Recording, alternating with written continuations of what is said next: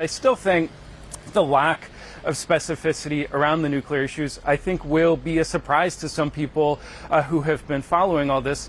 And in particular, the fact that it doesn't say anywhere in the document that the United States will be involved in the destruction of Iran's highly enriched uranium. You know, President Trump has been saying that for the last several days. What American officials have told us is that they have confidence that Iran has agreed to some of those provisions because of these back channel commitments that they've received as part of putting this memorandum of understanding together. And what, one official told us yesterday is that, quote, people shouldn't read too much into the language of the MOU, and that's what's more important than the actual document is the understandings that we have with each other.